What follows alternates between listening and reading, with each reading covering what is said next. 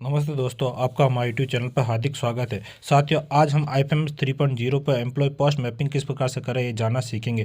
तो साथियों, वीडियो प्रारंभ करने से पहले आपसे निवेदन है, हमारे चैनल पर नए हो तो सब्सक्राइब करें, वीडियो पसंद आए तो लाइक शेयर कमेंट अवश्य करें। तो साथियों, आपको बता दें कि IFMS 2.0 से IFMS 3.0 पर डाटा ट्रांसफर हो चुके हैं और लगभग सभी वीडियो की मैपिंग हो चुकी है। तो साथियों, सर्वप्रथम हम वीडियो की ID से IFMS 3.0 पर जाएंगे, लॉगिन करेंगे तो इस तरह का पेज खुलेगा। आप चाहे तो SSO के द्वारा IFMS पे भी लॉगिन होकर के आ सकते हैं। तो सर्वप्रथम इस तरह का पेज खुलेगा। या ऊपर दो ऑप्शन आएंगे, एक्सेस वर्क स्पेस और एम्प्लॉय सेल्फ सर्विसेज। तो यहाँ एक्सेस वर्क स्पेस पर क्लिक करने पर इस तरह के दो ऑप्शन खुलेंगे, डेस्क 1 डेस्क 2। डेस्क 1 में HO रोल है, डेस्क 2 में DDO असाइन है। तो जैसे आपको जिस प्रकार से असाइन हो तो हमें DDO वाला पर क्लिक करेंगे, इस तरह से IFMS का होम पेज खुलेगा। डिस्बर्समेंट इंजन में एम्प्लॉय मैनेजमेंट पर क्लिक करेंगे। तो जैसे इस पर क्लिक करने पर यहाँ है जो बहुत सारे ऑप्शन आ जाएंगे। माई टास्क है, एम्प्लॉय मैनेजमेंट है, फिर बिल है, सैंक्शन है। तो इस तरह से एम्प्लॉय मैनेजमेंट में जाएंगे और नीचे है जो नीचे सेकंड ऑप्शन है पोस्ट एंड डेजिग्नेशन मैपिंग। तो जैसे पोस्ट एंड डेजिग्नेशन मैपिंग पर क्लिक करेंगे और इसमें तीन ऑप्शन आ रहे हैं, post and designation availability, post allocation और पोस्ट डी एलोकेशन। तो आज हम साथियों सर्वप्रथम पोस्ट डेजिग्नेशन अवेलेबिलिटी चेक करेंगे, फिर उसके बाद पोस्ट एलोकेशन, फिर पोस्ट डी एलोकेशन। तो पोस्ट डेजिग्नेशन एलोकेशन पर क्लिक करने पर इस तरह का होम पेज खुलेगा। यहाँ आपके DDO के अधीन कितने पद स्वीकृत है, कौन कौन से कितने रिक्त पद है, वो सारी सूचना पोस्ट के अकॉर्डिंग, बजट हेड के अकॉर्डिंग यहाँ आ जाएगी। तो साथियों, यहाँ सर्वप्रथम ऊपर टीचर पोस्ट की आ रही है जिसमें टोटल पोस्ट 6 है और ऑक्यूपाइड 0 आ रहा है। और रिमेनिंग में आगे है जो 6 पोस्ट आ रही है रिमेनिंग, यानी हमें अब तक एक भी पोस्ट मैपिंग नहीं की है तो यह रिमेनिंग आ रही है। जैसे हम पोस्ट मैपिंग करते जाएंगे, यहाँ जितनी मैपिंग हो जाएगी वो ऑक्यूपाइड में आ जाएगी और रिमेनिंग कितनी पोस्ट होगी वो आ जाएगी।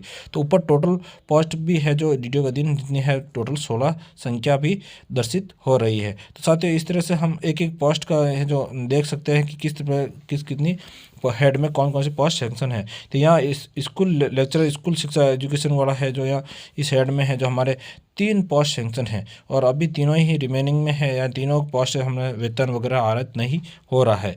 फिर उसके आगे है जो क्लास 4th की है जो 2 पोस्ट सेक्शन है, जूनियर अकाउंटेंट की 1 पोस्ट सेक्शन है, सीनियर टीचर की 1 पोस्ट।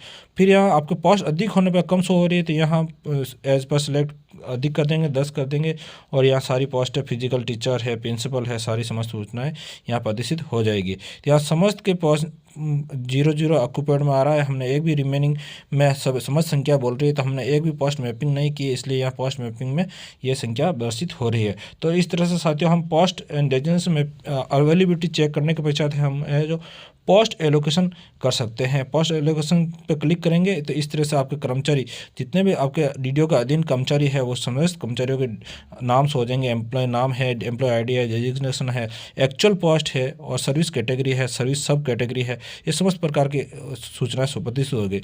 फिर लास्ट में एक्शन में है जो बटन है पेंसिल वाला, इस पर क्लिक करेंगे और ये जो अगला पेज खुलेगा जिसमें कार्मिक का नाम, एम्प्लॉय ID और डेजिग्नेशन और एक्चुअल पोस्ट क्या है वो समस्त हो जाएंगे।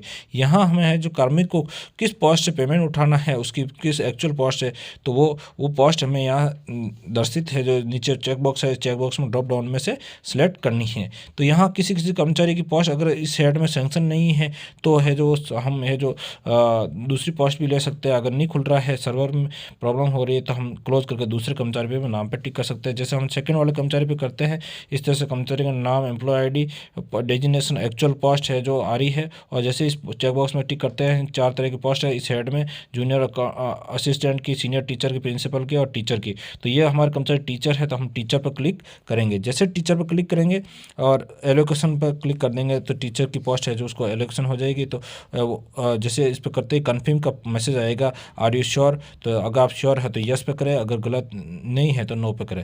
तो यस कर दिया, ओके आ गया, सक्सेसफुल का मैसेज आ गया और एम्प्लॉय का नाम आ गया, has been successful post allocated, इस तरह का मैसेज आ जाएगा।